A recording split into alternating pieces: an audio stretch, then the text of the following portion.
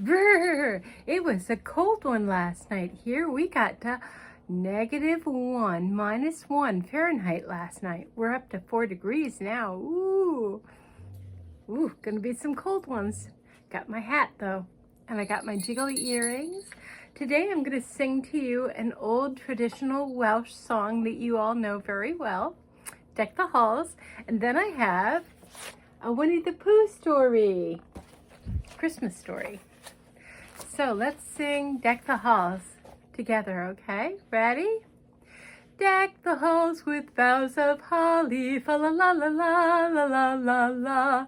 'Tis the season to be jolly, fa la la la la la la la la. Don we now our gay apparel, fa la la la la la la la la. Draw the ancient Yuletide carol, la la la la la la la la la. Deck the halls with boughs of holly, fa la la la la la la la la. 'Tis the season to be jolly, fa la la la la la la la la. Don we now our gay apparel, fa la la la la la la la. Draw the ancient Yuletide carol, fa la la la la la la la la.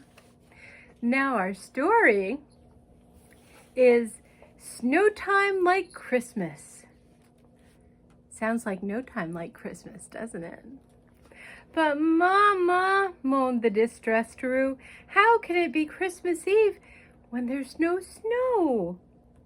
It is strange, sighed Kanga. I've never known the 100-acre wood not to have snow by Christmas. Kanga and little Roo were looking forlornly out of their open front door at the Barrel Forest. The leaves had all departed long ago, and the carpets of grass had exchanged their crisp green color for somber browns, like children trading their colorful play clothes for warm pajamas to wear through the long winter sleep. You think the snow will ever come, Mama? Roo asked anxiously. It just doesn't seem like Christmas at all. I don't know, Roo dear, answered Kanga with a shrug. Snow, like all weather, has a mind of its own. Then Kanga smiled down at the woeful expression on her son's face. Don't worry, Roo, she told him with a reassuring pat.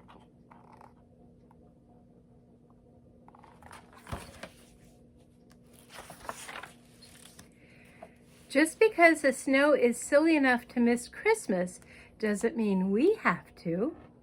Yeah, agreed Roo with a laugh. And if it's really the night before Christmas, I have some presents to deliver. Whatever do you mean? The surprised Kanga wanted to know. Well, you'll see, began Roo, hopping nervously from one foot to the other as he tried to explain. I thought it wasn't going to be Christmas till it snowed and that I had plenty of time, so I haven't delivered any of the presents I've gotten for our friends, see? Kanga shook her head in exasperated amusement. Oh dear, she sighed, it's a good thing you didn't wait any longer. I suppose I'll have to. Can I deliver them now, Mama? Interrupted Roo excitedly. Kanga glanced outside, and her brows knitted together in a mother's worried expression. It's going to be dark very soon, she began slowly. Roo, jumping up and down in excitement, couldn't wait for her to finish. I won't get lost, Mama, he protested. I just have to deliver my presents on time. I don't want anyone to think I forgot them on Christmas. All right, Roo, answered Kanga with a smile.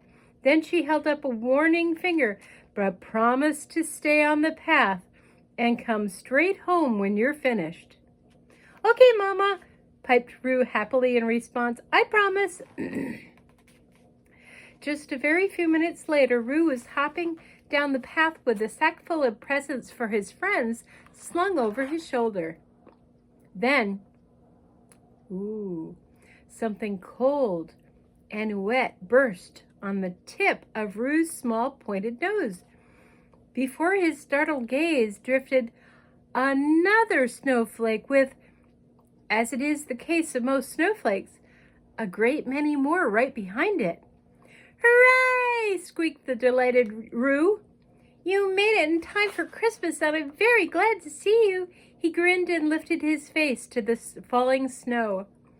"And I'm sure everyone else will be too." He laughed and poked out his tongue to catch the frozen falling drops of water.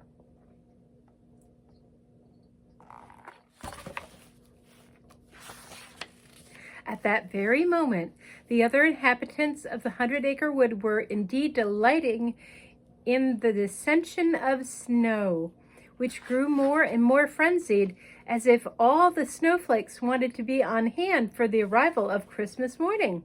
Winnie the Pooh stuck his head out of a window and chuckled as the thickly falling snowflakes seemed to vie with one another for the excitement of plunging down the neck of the bear's red jersey and tickling him into laughter.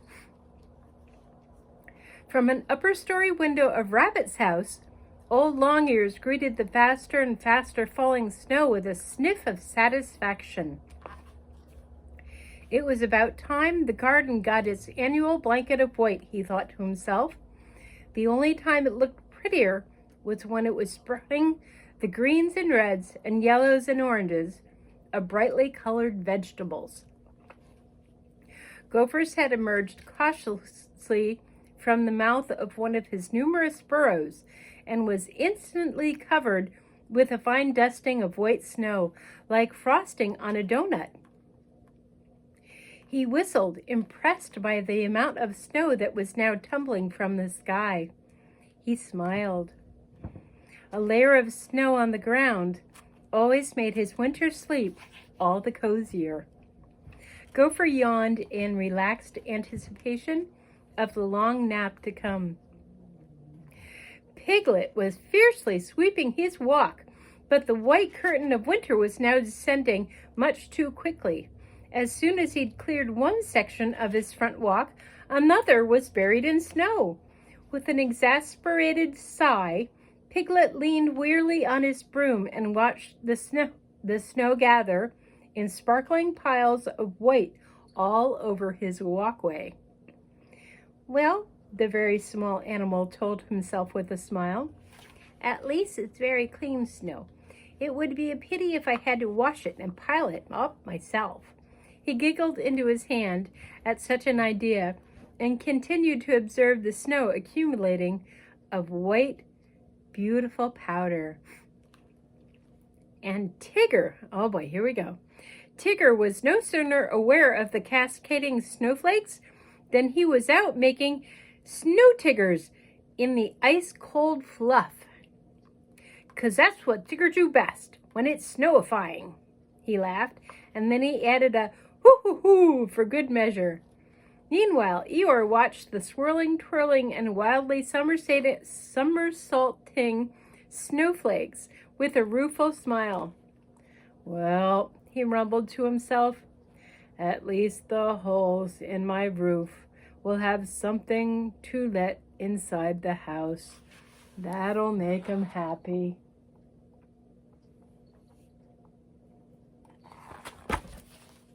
You know how Eeyore is. And then the donkey smiled, because there was no one around to see it, and because he was so fond of snow that he truly didn't mind sharing it in his house with him. Then, quite suddenly, on every face all over the 100-acre wood, from Pooh Bear to Eeyore, a realization popped into their eyes and mouths in amazement, and they all thought the same thought at once. "Oh my goodness," gasped Pooh. "It's snowing," began Rabbit in thoughtful surprise. "And that means," whistled the flabbergasted Gopher to himself, "that it's almost Christmas," finished the suddenly very nervous Piglet. "And Christmas means, ho ho ho," gasped Tigger, rubbing his head in wonder. "That there are presents to be delivered," said Eeyore, "and not much time to deliver 'em in." It wasn't very long at all before everyone was crisscrossing through the 100-acre wood, loaded down with presents that they left at one another's homes. By the time everyone had been delivered, however, the snowstorm had turned into a blizzard of whirling waterfall of white, falling so thickly and blowing so fiercely that it was impossible to tell whether there was a path underfoot or a tree in front of a nose, and as a result, there were quite a number of misplaced paths, bumped trees, and bruised noses by the time all the presents had been properly placed. In fact, the only one who wasn't having any trouble finding his way home in the blowing snow and falling darkness was little Roo. But then that wasn't so unusual.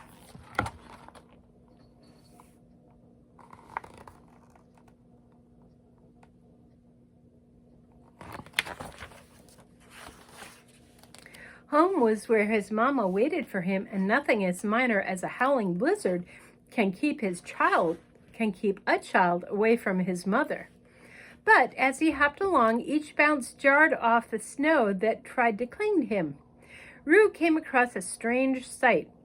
There, in front of him, was a snowman standing in the middle of what used to be the path before it was covered with snow, pondering in a very Pooh Bear sort of way.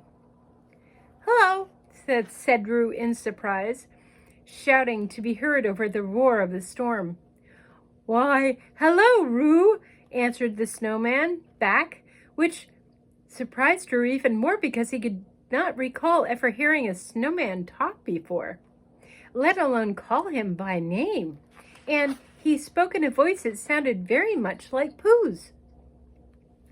But that must be a storm playing tricks, Roo decided. Why else would a snowman sound like Winnie the Pooh? "I seem," shouted the snowman, "to be having a bit of a bother finding my way home in the storm." "Why don't you come along with me?" suggested Roo at the top of his voice. "What a good idea," responded the snowman agreeably. "I suppose any home is a good home in the middle of a storm." So Roo continued to hop toward home, with the snowman stomping along behind on his short, stubby legs. But the evening surprises were not over for Roo. Another snowman appeared out of the gloom, with long attachments on his head like feelers on a caterpillar. At Roo's invitation to join them, the second snowman, who was shivering so badly that he couldn't speak, nodded in happy acceptance. Roo found this very strange. Who ever heard of a snowman who got too cold? He asked himself. It must have something to do with Christmas Eve, Roo concluded. He was certain the magic of the holiday had to have something to do with all these walking, talking, too cold snow creatures. The next snow being that they came across had 4 legs and 2 heads. The second head appeared to be a very small animal with large pink ears sitting atop the first droopy-eared creature. "Wow," thought the amazed Roo. "Whoever made that snowman certainly had a lot of imagination." The last snow person who joined the procession to Roo's house carried another snow creature in his arms that whistled when he talked.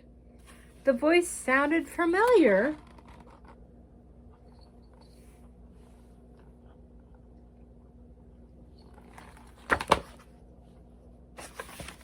But Roo was getting very tired and wanted to get home, so he didn't try very hard to figure out who it reminded him of. And the snowman holding the whistler had a tail he kept sitting back on and was trying to hop like Roo. Roo was pleased to think that a snowman hopped too, but this one wasn't very successful at hopping because of the snowman he was carrying in his arms. When at last Roo saw the lights of his house shining brightly through the snow, he dashed ahead and flung open the door. "Mama," he shouted, "I'm home, just like I promised. Kanga ran out to greet him. "Good for you, dear," she smiled. Then she began brushing snow from her son. "You look almost like a snowman," she laughed. "I brought home some company," Roo exclaimed excitedly, pointing at the snow creatures on the porch. "See?" "How nice," responded Kanga, much to her son's surprise. She was not surprised by the sight of Roo's guests. "I'll take care of our visitors," Kanga told Roo as she pushed him toward his bedroom, "while you get out of those wet clothes and put on some warm pajamas." Roo is very anxious to ask the snow creatures about Christmas and magic and the best snow for snowballs, so he changed in no time at all. But when he ran back into the parlor, the snowmen were gone. Sitting next to the fire, with pools of water puddling at their feet, were his friends Pooh, Rabbit, Piglet, Eeyore, Gopher, and Tigger, sipping mugs of hot chocolate in front of a cozy fire in Kanga's hearth. "Where," sputtered Roo, looking around in disappointment, "are all the snowmen?" "What snowmen, Roo dear?" asked Kanga with a quizzical look on her face. "The ones that followed me home," he wailed. "Can you tell who's who of those snowmen?" "See Tigger holding Gopher, and Eeyore with Piglet on top, and Rabbit, and of course you got Pooh Bear there."